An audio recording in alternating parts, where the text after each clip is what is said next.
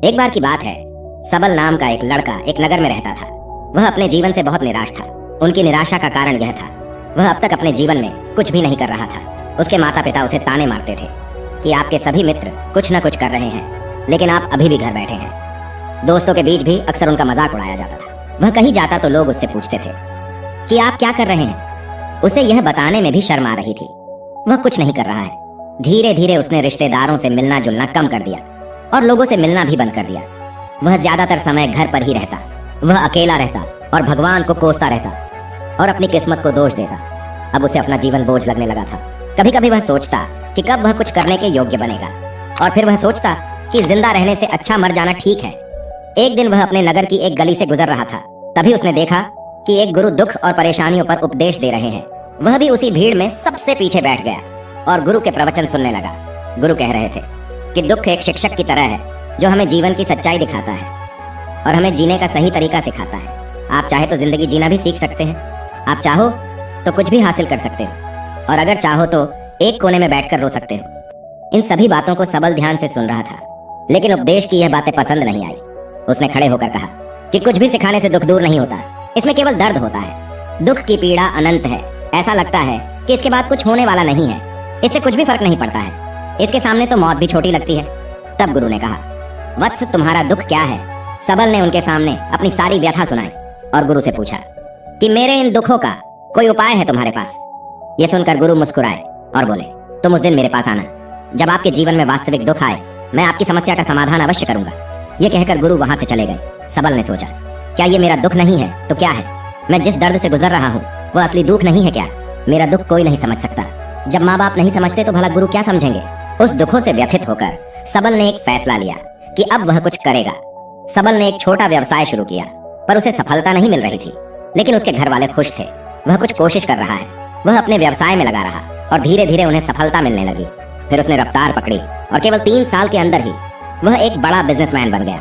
अब सबल के आसपास ऐसे कई लोग थे जो उसकी परवाह करते थे, जो उससे प्यार करते थे। अब उनके परिवार के सदस्य भी उसकी तारीफ करते करते थकते नहीं थे। दिन ब दिन उसके मित्रों की संख्या बढ़ती जा रही थी। अब वह अपनी जिंदगी से बहुत खुश था। उनके कुछ दोस्तों ने उन्हें सलाह दी कि जब तुम एक बड़ा बिजनेसमैन बनकर बहुत खुश हो तो सोचिए आपको कितनी खुशी होगी। अगर आप इस शहर और इस राज्य के सबसे बड़े बिजनेसमैन बन जाते तो कितने लोग आपसे जुड़ना चाहेंगे, आपकी कितनी बड़ी ख्याति होगी, और स्वयं राजा भी आपसे दोस्ती करना चाहेंगे और जरूरत पड़ने पर आपसे पैसे भी उधार लेंगे।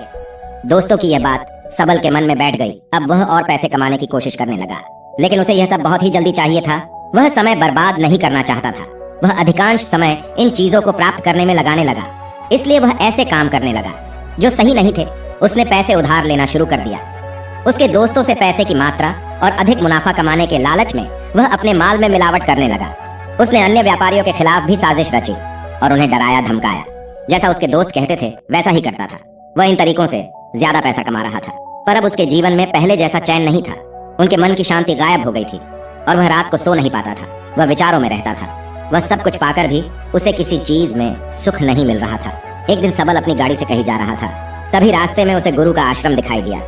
वह रुका और गुरु के पास जाकर बोला, गुरु जी, आपने मुझे कहा था जब कभी जीवन में सच्चा दुख आए तो चले आना। अब मैं बहुत दुखी हूँ।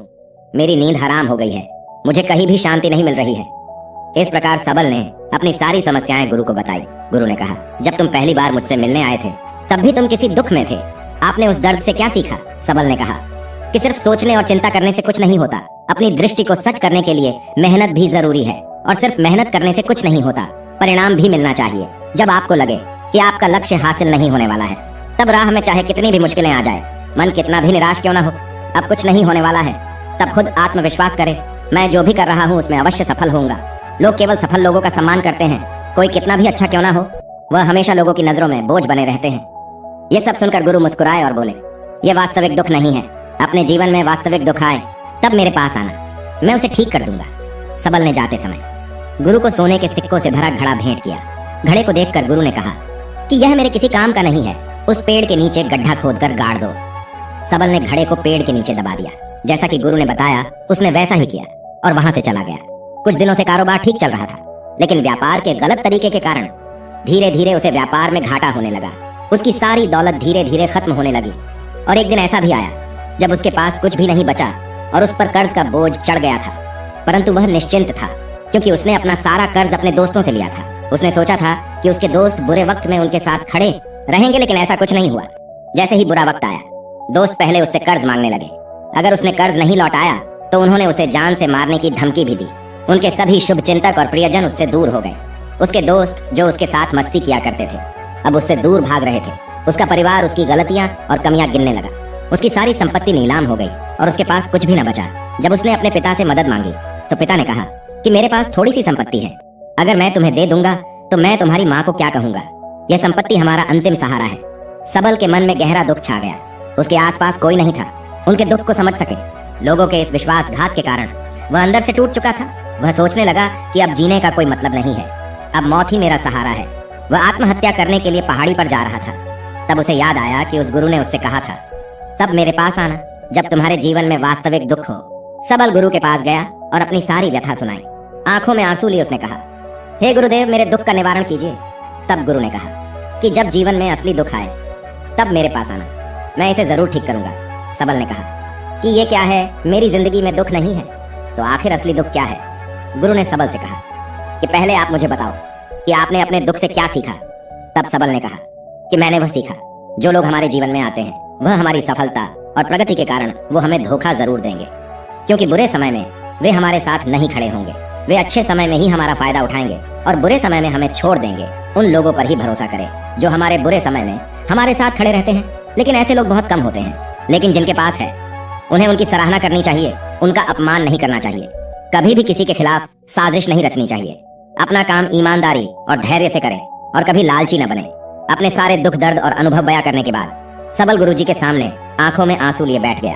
कुछ देर बाद गुरु उठे और पेड़ के नीचे गड्ढा खोदा और वो घड़ा निकाला जो सोने के सिक्कों से भरा हुआ था। उसने सबल को देकर कहा, मेरे पास तब आना जब तुम्हारे जीवन में वास्तविक दुख हो। सबल ने अपने गुरु को धन्यवाद दिया और उसे प्रणाम करके चला गया। उस पैसों से उसने एक छोटा सा व्यवसाय शुरू किया। अब वह छोटा व्यापारी बनकर भी खुश था। उसने पूरी लगन और ईमानदारी से कारोबार किया और जल्द ही वह अपने शहर का एक बड़ा व्यापारी बन गया। उसका जीवन सुख सुविधाओं से भरा हुआ था। लेकिन कोई कितना भी अच्छा क्यों ना हो, लेकिन जीवन में दुख आता है। तो सबल के जीवन में भी दुख आया। अपने माता पिता की मृत्यु हो गई। वे दोनों एक ही दिन मर गए। सबल अपने माता पिता से बहुत प्यार करता था, इसलिए उनके निधन से उन्हें गहरा सदमा लगा। अंतिम संस्कार किया गया। उसने अपने माता पिता का शव जलते हुए देखा तो उसका मन बेचैन हो उठा। उसके मन में कई सवाल उठने लगे। वह घर वापस आ गया। उसने अपने माता पिता के घर और संपत्ति को देखा, जिसके लिए उनके पिता हमेशा लड़ते रहे। आज वो खाली पड़ा है। जिन्होंने इसकी देखभाल की, इसके लिए लड़ने वाले इस दुनिया से चले गए। उसके पिता ने जो कुछ कमाया वह सब यही रह गया। एक दिन पहले तक उसके पिता मारपीट करते थे किसी के साथ उसकी संपत्ति के लिए। आज वो खुद इस दुनिया से चले गए। उसका मन ऐसे अनेक विचारों में भटक रहा था। वह अंदर से अकेला और डरा हुआ महसूस कर रहा था। वह खाली महसूस कर रहा था। उसे लगा कि कुछ तो है, परंतु वह समझ नहीं सका। इसीलिए वह गुरु के पास गया। उसे देखकर गुरु ने कहा, क्या जीवन में कोई दुख है? सबल ने कहा, वैसे तो जीवन में कोई दुख नहीं है, सब कुछ अच्छा चल रहा है, लेकिन आज मेरे माता पिता का देहांत हो गया है। मैं इस घटना से बेहद दुखी और परेशान हूँ। गुरु ने कहा, इसमें दुखी होने की क्या बात है? एक दिन सबको मरना है, मुझे भी मरना है, तुझे भी मरना है। शायद तुम कल ही मर जाओ या आज भी मर सकते हो। सबल ने कहा, क्या कह रहे हो गुरुजी? मैं भी मर जाऊंगा, लेकिन मैं अभी जवान हूँ। गुरु ने कहा कि सभी जी रहे हैं इसी भ्रम में कि मृत्यु केवल बूढ़ों को आती है, लेकिन ऐसा नहीं है। जवान भी मर जाते हैं, बच्चे मर जाते हैं। मौत का उम्र से कोई लेना देना नहीं है, ये सभी को प्रभावित करता है। गुरु की ये बातें सबल के मन में बैठ गई और वह चुपचाप चला गया। लेकिन उसका मन अभी भी बेचैन था। वह खाली महसूस कर रहा था। वह सारा दिन अपने बारे में ही सोचता रहता कि वह कौन है, वह इस दुनिया में क्यों आया है, इस जीवन का लक्ष्य क्या है। ऐसे कई सवाल उसके दिमाग में लगातार उठ रहे थे, लेकिन उन्हें अपने किसी भी सवाल का जवाब नहीं मिल रहा था और उसका दुख दिन ब दिन बढ़ता ही जा रहा था। इसलिए कुछ दिन बाद वह फिर से गुरु के पास पहुंचा और बोला, हे स्वामी, मैं बहुत दुखी हूँ, क्योंकि मैं यह नहीं जान पा रहा हूँ कि मैं कौन हूँ और मैं इस दुनिया में क्यों आया हूँ। यह सुनकर गुरु मुस्कुराए और बोले, आज आपके जीवन में पहली बार सच्चा दुख उत्पन्न हुआ है। यह वास्तव में दुख कहलाने लायक है। हम नहीं जानते कि हम कौन हैं, हम क्यों आए हैं। सबल ने अपने गुरु से कहा कि उसकी दुर्दशा दूर करे।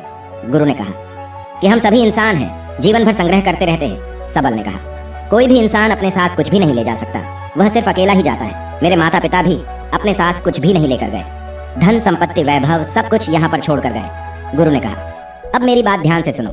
इस संसार में हमें जो संग्रह करना चाहिए वह हम नहीं करते, बल्कि चीजें हमारे सामने होती हैं, लेकिन हम उन्हें देखने की कोशिश नहीं करते। हमें इस दुनिया में जो कुछ भी इकट्ठा करना है वह हम खुद हैं हमें खुद को जुटाना होगा ताकि जब हम मरे तो हम एकजुट हो सके।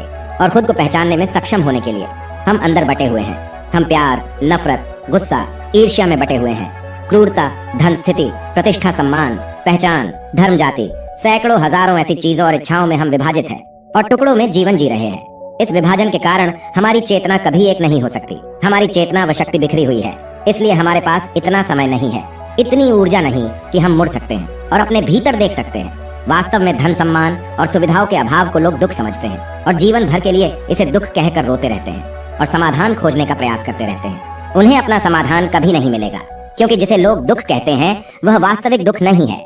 यह सिर्फ एक आदमी की इच्छा है। उसकी इच्छा कभी पूरी नहीं होती, इसीलिए व्यक्ति को कभी उनके प्रश्नों का समाधान नहीं मिलता। इसलिए इन सब से परे यदि आप अपने दुखों का परम समाधान चाहते हैं तो सबसे पहले खुद को समेटना होगा। इस दुनिया से अपनी ऊर्जा वापस ले लो और इकट्ठा करो। अपने आप पर ध्यान केंद्रित करो, स्वयं पर ध्यान दो। अपने मृत्यु से पहले अपने आप को जानने की कोशिश करो। बिखरो मत, सबल ने कहा। गुरुजी, क्या हम इस संसार को छोड़ दें? हमारी सभी इच्छाओं को मार देना चाहिए? किसी से प्रेम नहीं करना चाहिए? धन संग्रह नहीं करना चाहिए? सम्मान की आशा छोड़ देनी चाहिए? गुरु ने कहा कि भावनाओं और इच्छाओं से ऐसे बिखरे हुए मनुष्य में से बाहर निकल आओ जैसे कोई पत्थर पहाड़ से अलग होकर गिरे तो जिस पर पर्वत का कोई कंट्रोल नहीं होता सिवाय देखने या परेशान होना और कुछ खोना। ठीक वैसे ही बिखरे हुए मनुष्य की इच्छाएं बेकाबू और दर्दनाक है। उसका अनियंत्रित मन इच्छा करता रहता है और कल्पना करता रहता है और यह दुख देता है। लेकिन जब एक व्यक्ति अपने मन को एकत्र करता है तो वह जो कुछ भी करता है वह उसके नियंत्रण में होता है। फिर उसकी इच्छा से इच्छाएं भी उत्पन्न होती है। फिर सबल ने कहा कि आपने मेरे असली दुख का समाधान कर दिया। आपका बहुत बहुत धन्यवाद। अब से मैं खुद को समेटने और खुद को तलाशने की कोशिश करूंगा। गुरु ने कहा कि मानव शरीर में बहुत ऊर्जा और शक्ति है, लेकिन यह फालतू के कामों में बटा हुआ है, बेकार की बातों में लगा हुआ है। यह एक बहुत ही शक्तिशाली मशीन की तरह है और वह बिना सोचे समझे अपनी शक्ति बर्बाद कर रहा है और बिना किसी नियंत्रण के। इसीलिए इस शक्ति पर ध्यान दे, अपनी चेतना और इसे इकट्ठा करे। सबल को अपने प्रश्नों का उत्तर मिल गया। उसने अपने गुरु का धन्यवाद किया और चुपचाप चला गया।